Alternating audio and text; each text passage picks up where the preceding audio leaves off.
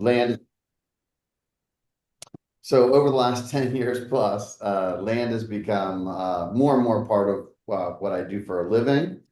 And no matter what, learning about land and how land works will help you in your career, even residentially, commercially, whatever you're doing, because learning the language of land, it will raise your level of expertise. Okay. And you'll be able to describe, especially if you're dealing with new construction, you're going to have like a little bit, hopefully you walk away with a little bit, at the very least, a little bit better of an understanding of how the process works.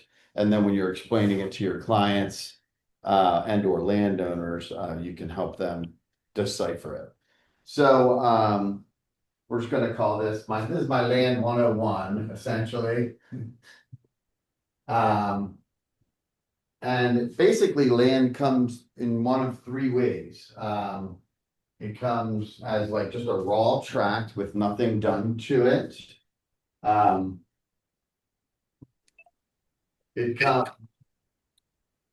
so this would be a raw land, right? And least valuable.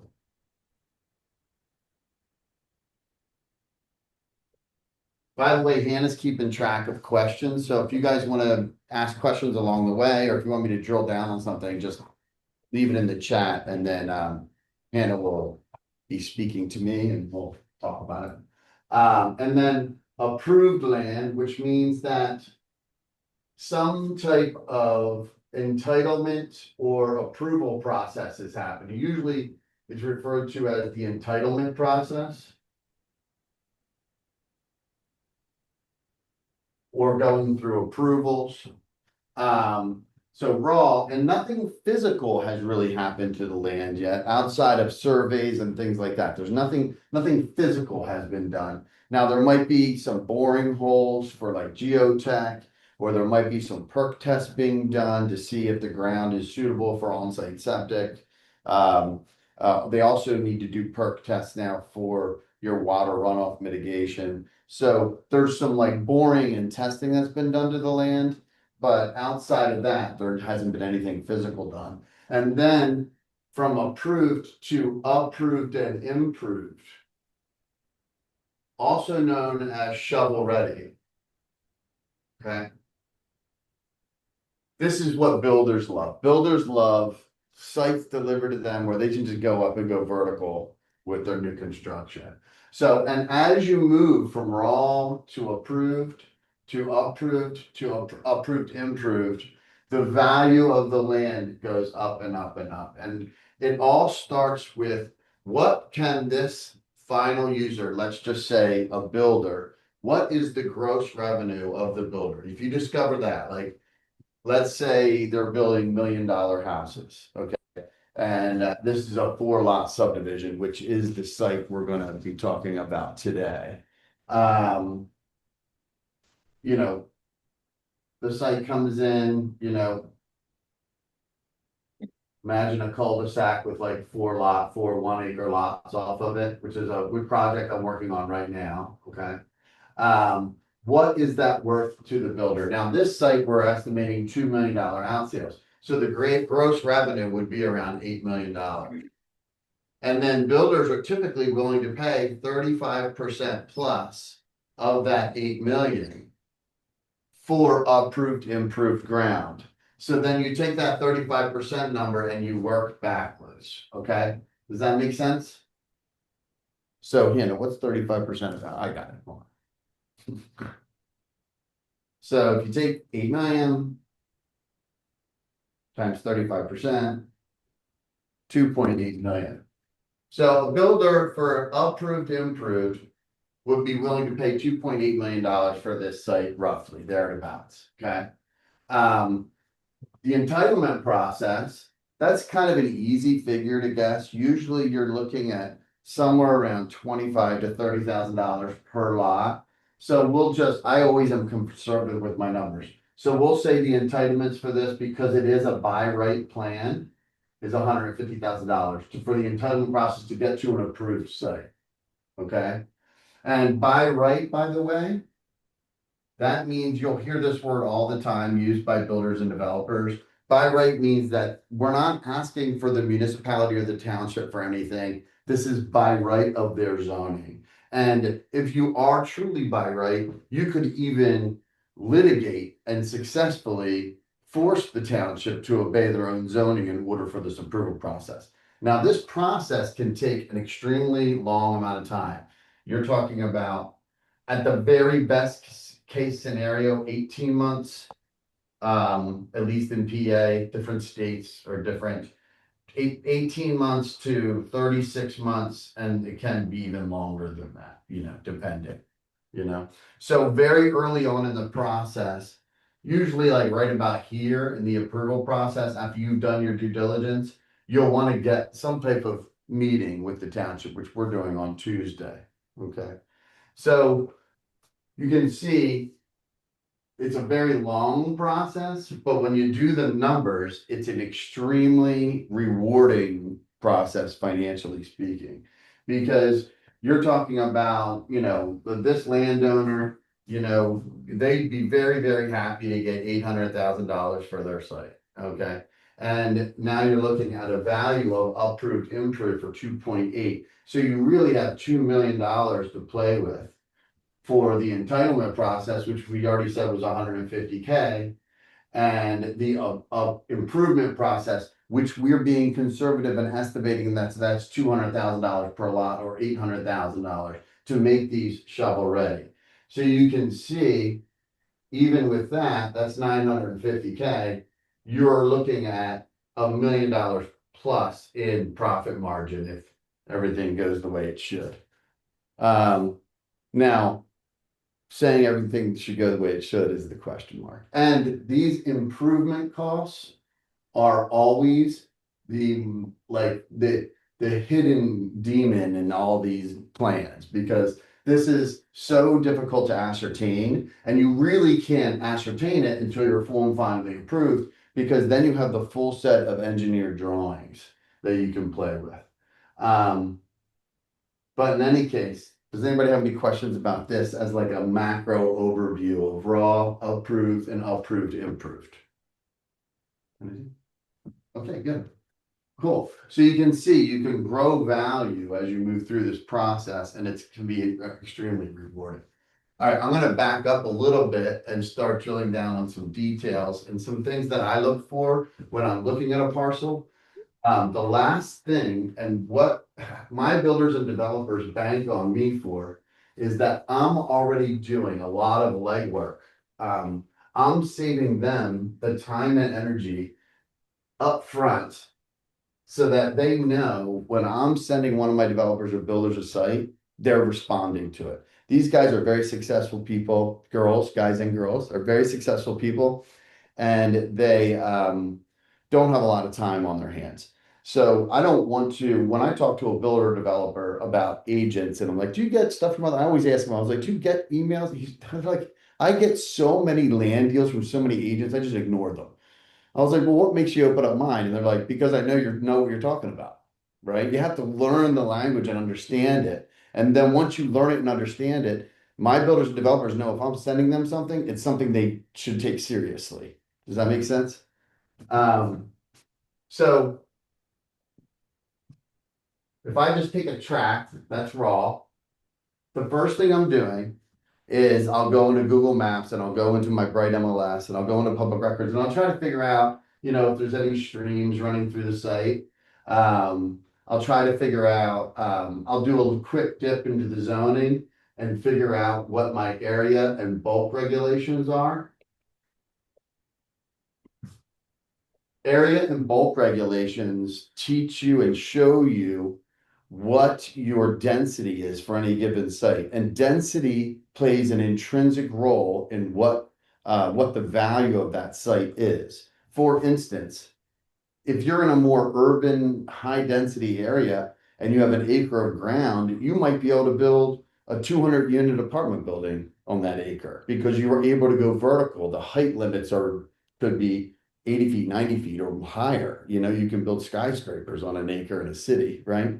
Whereas if you're in a more rural area, you can't build a skyscraper in the middle of farms, right? Because their allowance for density and their height restrictions are much more severe. So depending on where you are, what municipality you're dealing with, you have to understand what they're looking for. For instance, the Route 1 corridor in Chester County, I know that north of the Route 1 corridor, they're much more strict with their density. Some of the density and some of the zoning reads 20-acre minimum lot subdivisions, which means each lot has to be at least 20 acres. And they're trying to conserve the agricultural field down there. So people send me land from there. I'm like, oh, it won't work. Like I can move right past it. Don't waste your time. I move on, you know.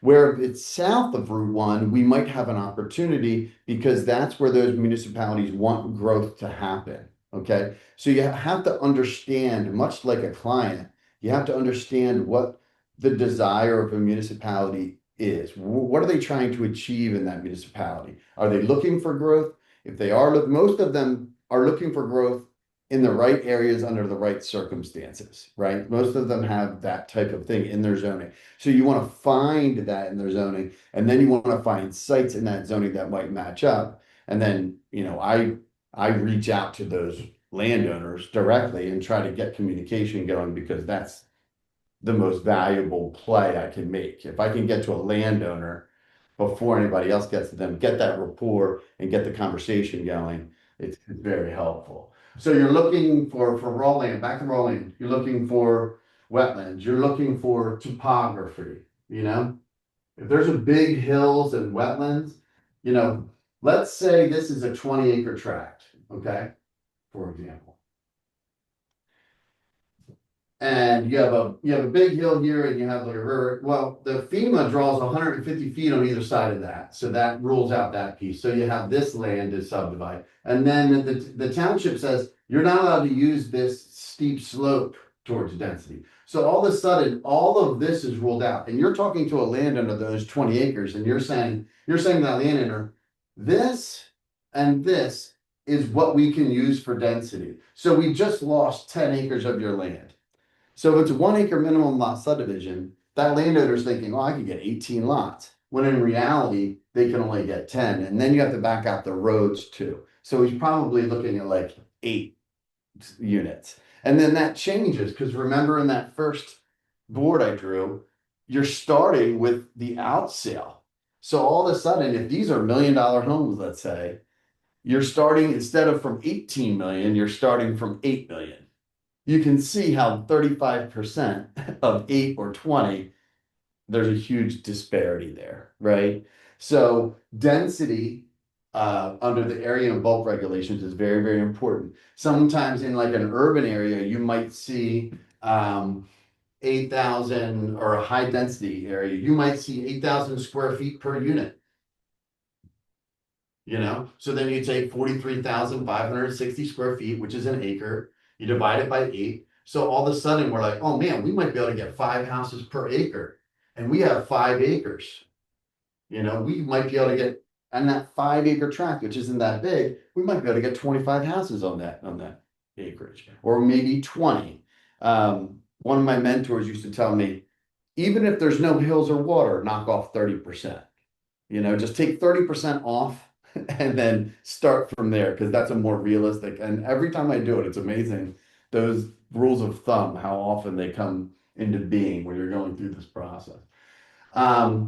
So you can see water, topography, and zoning. Water, topography, and zoning are probably the 3 things that I'm taking off the plate. By the time I'm bringing it to one of my builders or developers, I've already done that portion of it. Okay. And they know that I'm sending them, hey, this looks like something that we might be able to do something with.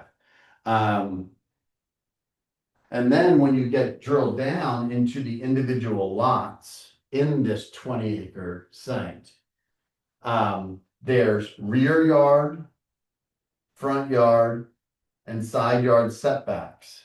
Okay. And those setbacks, you'll often see them as dotted lines. That forms the building envelope. I'm going to do this a little bigger so you can see it. Okay. So this is a 1 acre tract, let's say. And let's say the front yard setback is 30 feet. Okay. The side yard setbacks are 15 feet. And the rear yard setback is 40 feet. all of a sudden you form what's called the building envelope. Okay. And the footprint of the house can float anywhere in this building envelope. Of course, most builders I know will put the footprint way up here, because the reason being is because they want that driveway to be as short as possible to the garage. And they want their utility laterals to be as short as possible because they're working off of linear feet for cost for the improvement costs that I discussed before. They want to mitigate those improvement costs. So developers and developers and builders will try to put the house as close to the road as possible. Does that make sense? Do you have any questions? Okay, cool.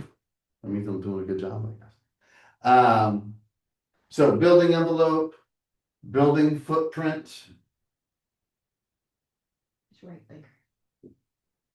Oops, right bigger.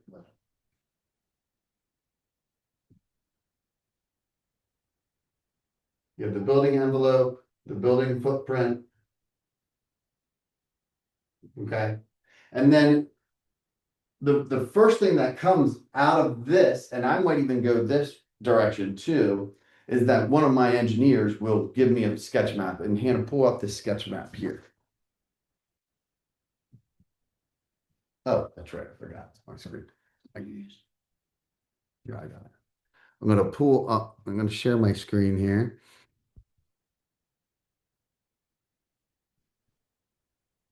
Does everybody see that? Okay, this is a real 4-lot subdivision. Now, this has already changed because we did a survey and found out that we can only get 3 lots, which is perfectly fine. The numbers still work, they just work differently. But you can see how each lot, these are 1-acre lots, the cul-de-sac comes in off the street, and then those dotted lines form the building envelope. And then within them, the footprints aren't there yet because we weren't quite there. But I'm sure all of us have seen this type of map before. But this starts as like, if I showed you my initial drawing of this, it looks kind of like this, but I just drew it in pencil, And I send that over to my engineer, like, this is what I'm thinking. And then they use that as like a guide to put in all of the stipulations. Now, this was a 4.5-acre tract. And on paper, it looked like we were going to be able to have 4 lots. But this road here, the setback was, the easement was bigger than we anticipated, and we lost about 200 square feet, and that knocked one of these lots out because it was so tight. So we ended up with 3 lots. But this is kind of like step 1, or I would say step 5, maybe after you've done your due diligence. Okay. And then so this is the kind of like a guide. I'll make sure everybody gets this. But, step 1, initial planning and feasibility, assess land ownership and legal rights. Like I said, that's the zoning. Oops, hold on. Why is it not?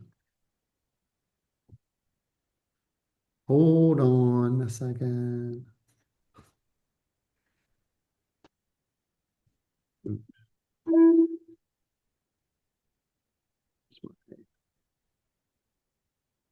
Sorry, guys. Give me a second.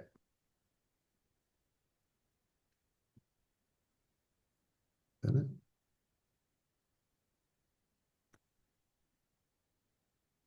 Does everybody see that? Okay. So I'll make sure this gets out to everybody, but this is kind of like an overview of like beginning to end, um, where you have the initial planning and feasibility study, assess land ownership, which is the zoning and legal rights. Um, and also during that phase, if you have a relationship with a title company, sometimes it's helpful to get a bring down on title so you can understand where the easements are.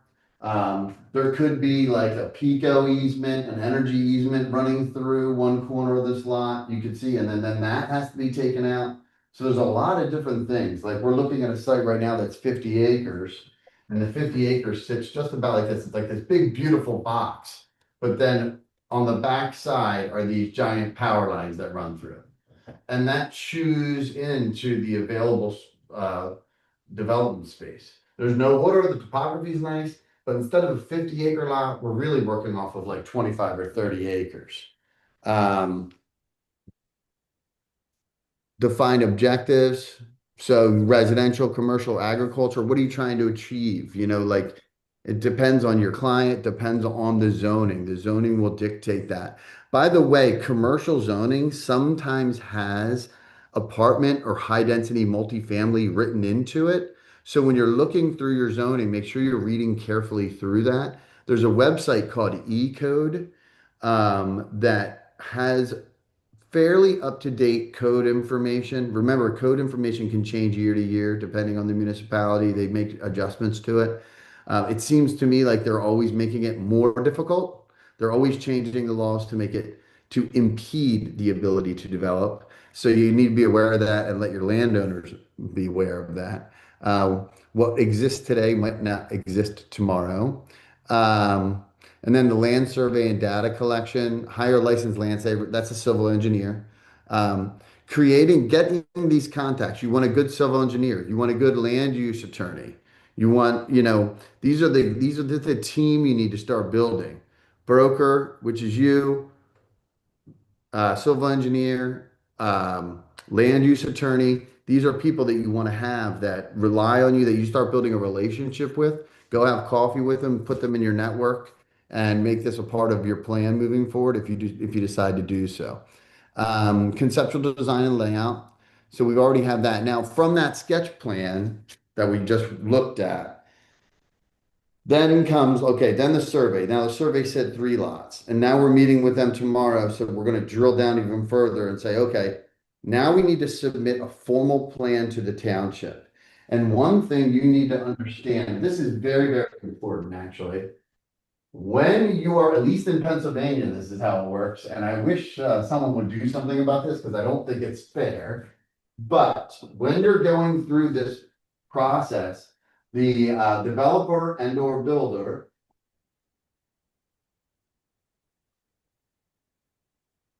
has to hire their own engineer, okay, to submit plans.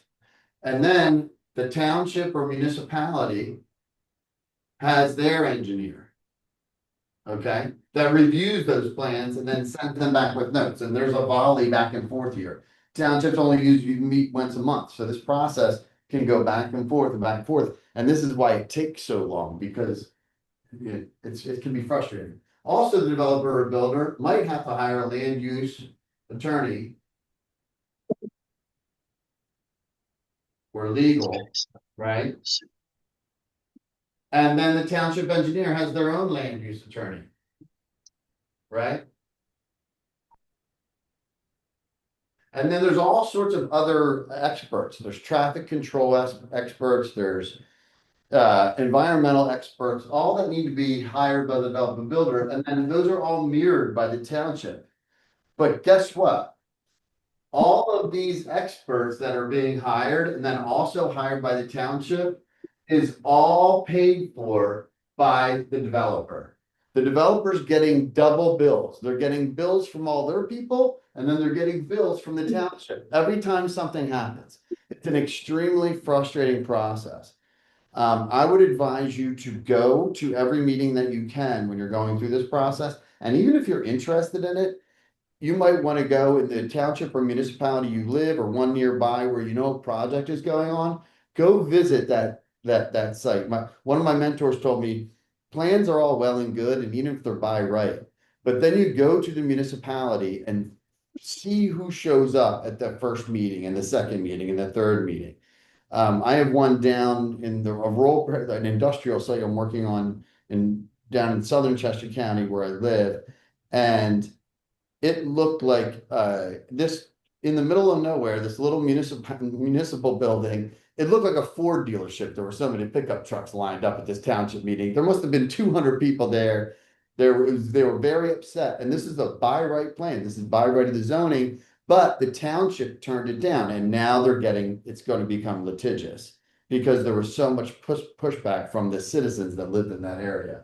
So once you submit those plans and then you go to that first meeting, you're going to get a good feel on like how that process is going to unfold after that. And the reason you should go to every Hello, meeting. please go forward. What's that? Did somebody say something? Hello? Sounds like we got to mute somebody because we're hearing Oh, their Starbucks okay. drive-through. Gotcha. Okay.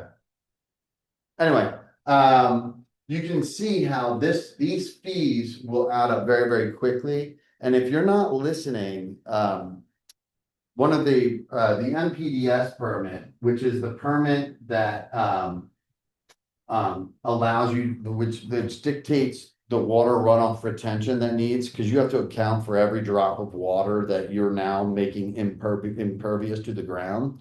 As a developer, you have to account for that, which are basically septic systems, but they're just meant for water retention runoff. They're like pits with like aggregate in them to absorb that. But one of my clients sits on the board of the NPDS, and he's also a developer. But he said, Dan, it's crazy. People will come to our meetings, we'll tell them what to do, and then we'll go to the next meeting and they've done 70% of it. And we said, look at the notes from our first meeting. So then you have this volley back and forth that didn't need to happen if you were just listening and taking careful notes. And he said it happens all the time. And then the developer builder gets frustrated because they're spending more money, not to mention the carrying costs of time going by. So, there's these strict, in the agreements of sale for these things, there's very strict due diligence periods. I recently had a builder have to cut my client a $200,000 check to extend due diligence. And that's on top of the purchase price. It didn't even go towards the purchase price. So you have to be very, very in tune with what's happening and help make this wheel go round and round. And you can do that by being the ears, so that when you're listening at a township meeting and taking your notes, you're going back to your client saying, hey, this is what I heard. I just want to make sure we're on the same page so we don't miss anything. And that's a really valuable thing you can bring to the table during this entire process. But just so you know, like I'm working on the value that can be driven here. That 4-lot subdivision, yeah, we talked about maybe there being like $1 million profit margin even just with 4 lots, if you go all the way through improvements. I have a 240 lot subdivision I've been working on for years, and the purchase price on that is 9 million. Well, we're getting close to full and final approval, and we got an offer from a developer for 18.5 million. And this builder doesn't even have ownership yet. They just have equitable interest. They're going through the development, but they're close to preliminary approval. And this developer looked at the numbers and Hey looked. Dan, you're still sharing your screen. I can't really see that. Sorry for interrupting. Yep, that's a good point. Hold on. No, I'm glad you did. Thank you.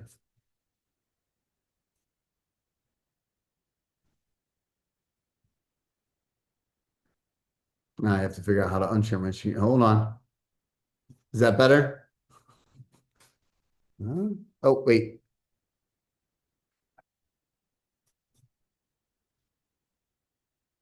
How's that? Does that work? No? Still the same thing. No, what the heck? Hold on, guys. I'm almost there. Why isn't that working? It's in the back. So click out of it.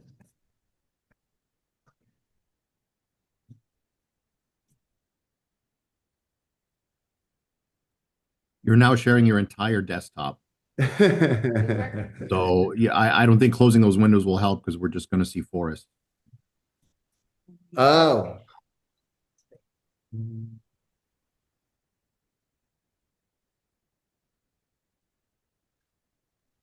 got to give yourself like the highlight or something like that. Your webcam. Hold on. Did that work? Oh, now the screen went away and we've got nothing but All right. black. Hold on. So whatever screen share there is, you have to explicitly say screen share the Daniel Robbins webcam or something. Yeah, it's weird. Dan, is there anything down at the bottom where you can share or unshare? Yeah, that's what I'm. Oh, there it is. Got it. Okay. Is that better? All right. So the site I was working on, just so you understand, it's a 240 lot subdivision, working on it for like 6 years.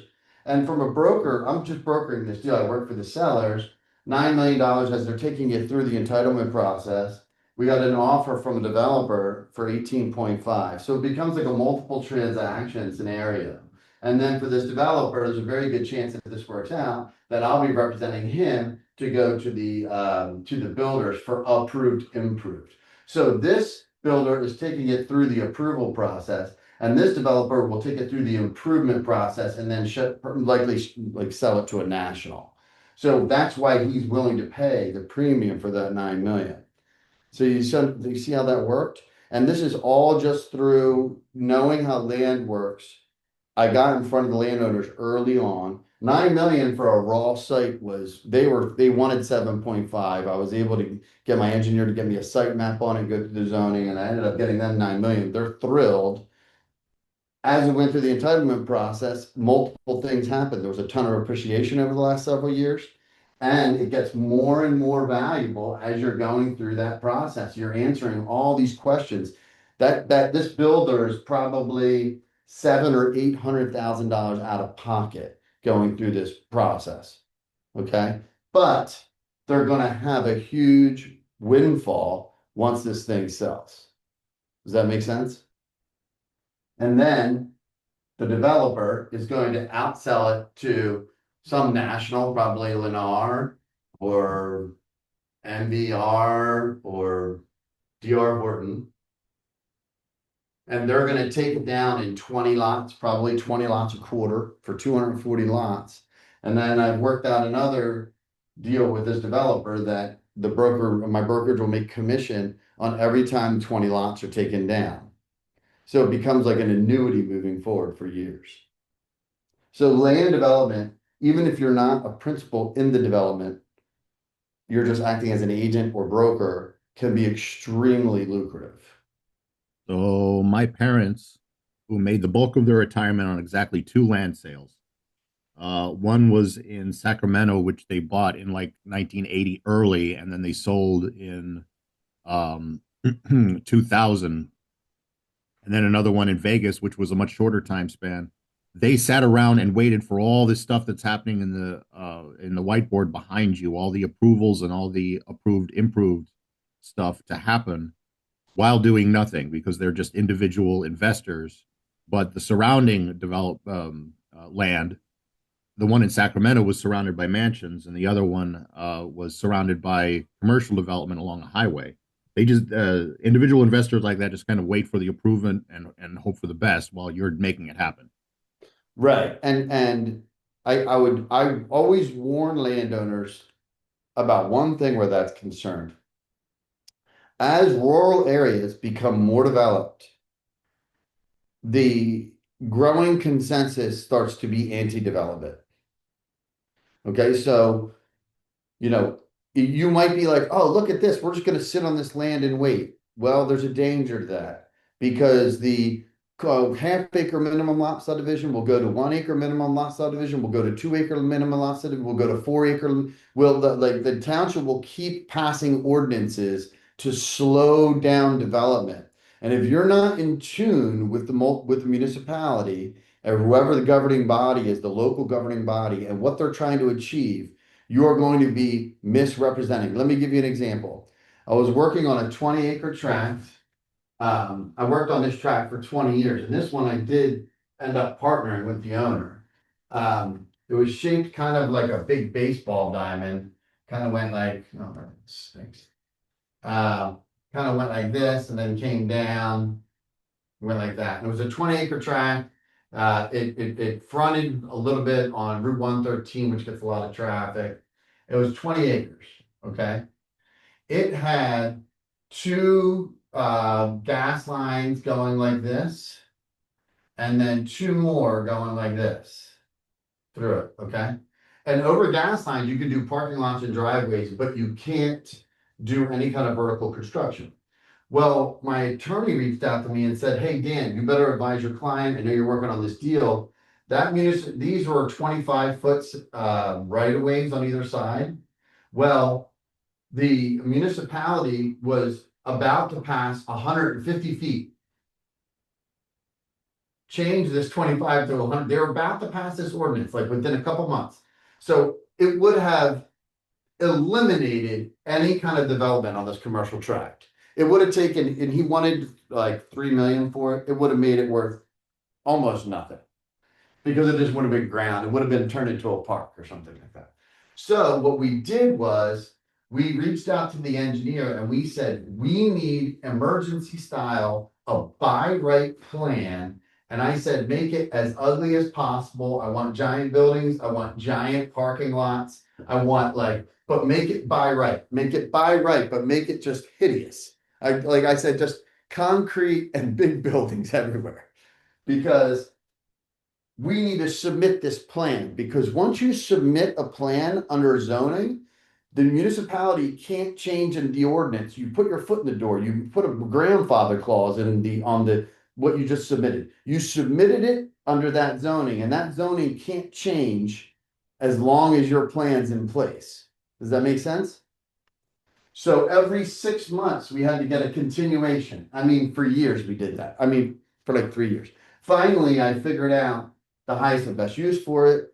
And the site where he only wanted 3 million, he ended up getting 6 million for that site. And I had partnered with him on it. So it was just a win-win all the way around. I mean, talk about a happy client, you know? Although the process of getting this submission in prior to that ordinance was like very, very, it was stressful to say the least. But that was key in order to keep this a developable tract. And that was the difference between what would have been maybe $1 million site that, I don't know, could have been a park or something with phenomenal with development capability. And the difference is a $6 million. I mean, that's a $5 million swing in value, you know? So these are the types of things you have to be in tune with. If my attorney didn't know I was working on that site and didn't alert me to what was happening, that would have, my client would have been screwed. He would have been out millions of dollars, you know? So that's a good example. And then there's other examples of like, if it is a by right plan, the municipality might still push back and then there might have to get litigious. One of my builders was working on a 50-acre tract that I sold him years ago. And he was going through the entitlement process, had a by right plan, ended up submitting it. The township fought him, finally said no to the subdivision. He filed litigation. As soon as he filed litigation, the township caved and gave him the right to do it. And the reason they do that is because the Board of Supervisors of any municipality in Pennsylvania, and that's where my experience lies, the Board of Supervisors, and this is probably true in a lot of different areas, they're elected officials.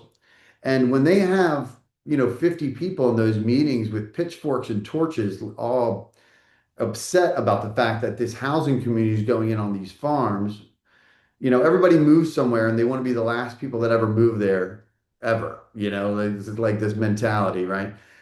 Which I get. I like farms too, but there's conservation zoning and there's conservation groups like in our area, the Cheslin Preserve, the Brandywine Realty Trust.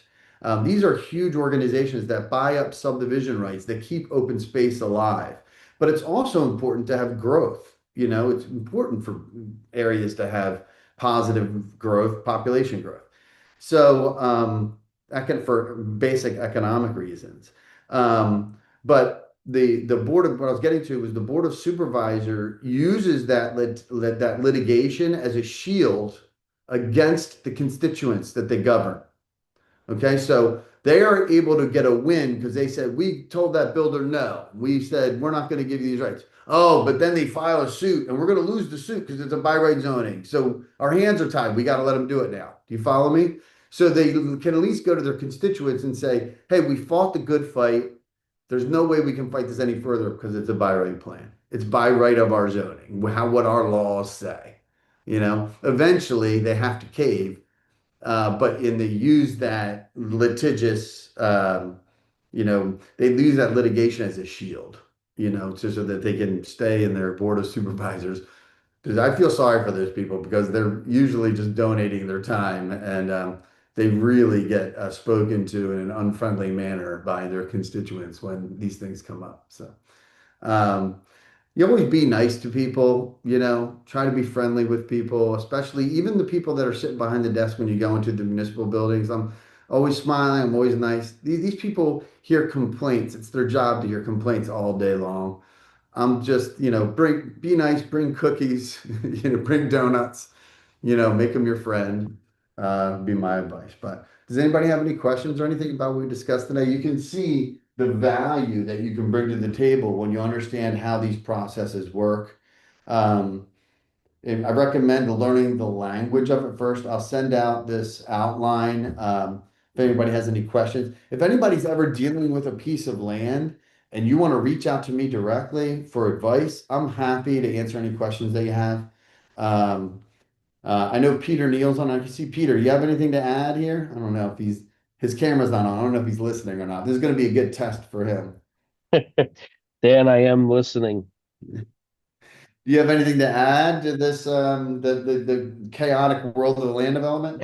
Well, you've done a fantastic job. And one question I have is, what margin do you think you mentioned, 35% of the gross revenue is what a builder will pay for the approved and improved, and that it costs about 25 to 30 a lot for approved. Um, why don't you talk a little bit about how to value the raw land? Okay, yeah, that's a great question. So that's a really easy um, it's a really easy question to answer, but it's tough. And it depends on who you're talking to and what your goals are. Obviously, if I'm talking to a landowner and that landowner is going to be my client as their broker, I'm saying to them, I can get you the highest and best value for your land. And here's how, because of my experience, right? If I'm talking to a developer or a builder, I'm saying I can find you the partials that you need. And most of our stuff's done like on an off-market way. And you have to be very, very clear as a broker and an agent, you have to be very clear about where your fiduciary responsibilities lie in this situation. So there's an element to that. But if you take a raw tract, okay, and let's say I'm just going to keep the number simple, and you can get 100 lots on it, 100 residential lots, and those 100 lots they'll sell for the gross revenue of the builder. And this is where you start, the gross revenue. Let's say they can build $500,000 houses. So the gross revenue is 50 million on that site. Is that right? Mhm. I think that's right. Let's make sure my math is right. I think it's right. Yeah, 50 million.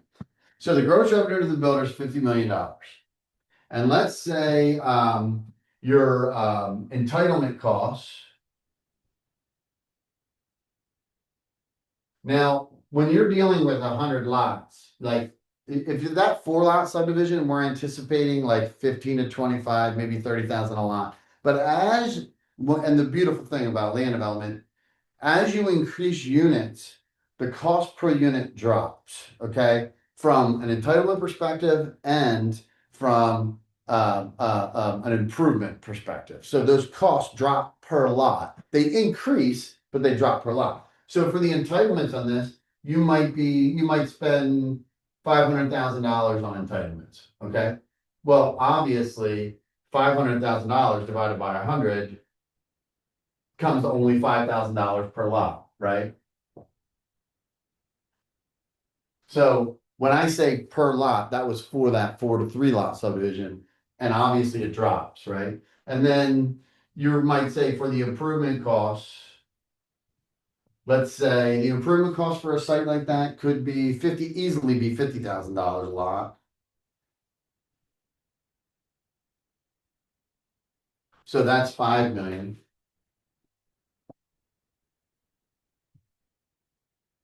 Right. And then the builder might, will pay 30 for out of that 500 million or 50 million rather, sorry, times 35% for approved improved, we'll pay 17,500,000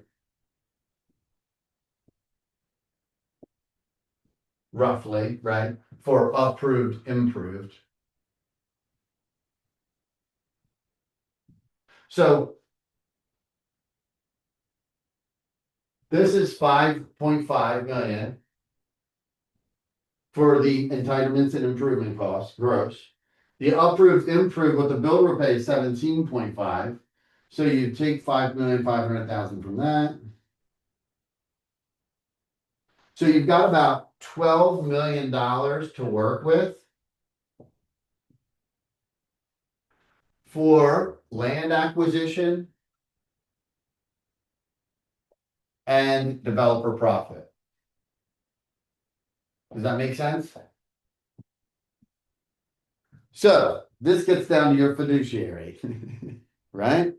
If I'm working for the developer, I'm trying to get this land acquisition number down as far as possible to increase my developer profit. Does that make sense? If I'm working for the landowner, I want to get this land acquisition number up as far and talk the developer profit down. Okay. But in a realistic scenario, my mind is if the developer's laying out 17.5 million, they need to see, you know, if they're not laying out 7 million, if they're laying out 5.5 million for out of pocket, and there's a 12 million, they're going to want to see some type of like a 26%, 25% return on that, likely. So you're looking at like maybe the land is worth, 3 to 5 million at most for this scenario to work out. And then the developer is making 7 to 9 million.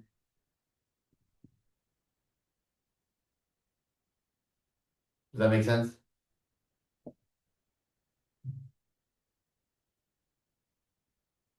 Does that sound right to you, Peter? Yeah, definitely.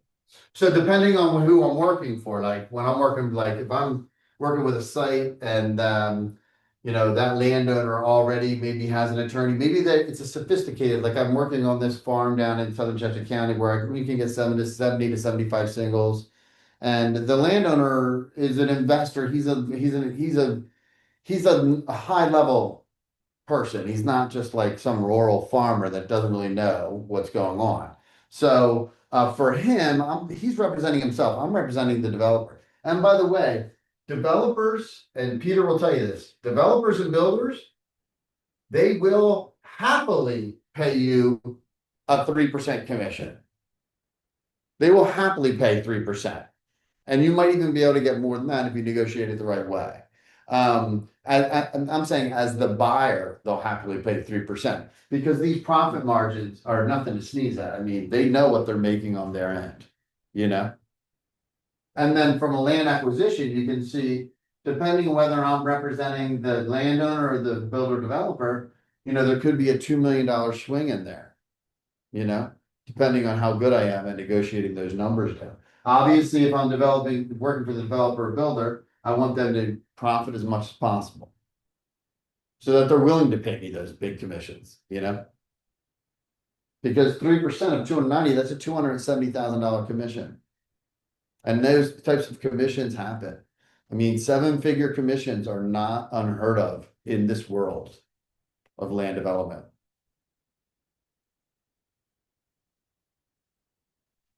So that's kind of my breakdown from raw tract to developed tract and kind of like how the profit margin and backing it out all the way to land acquisition. And trust me, you don't want to lead off with this number to the landowners.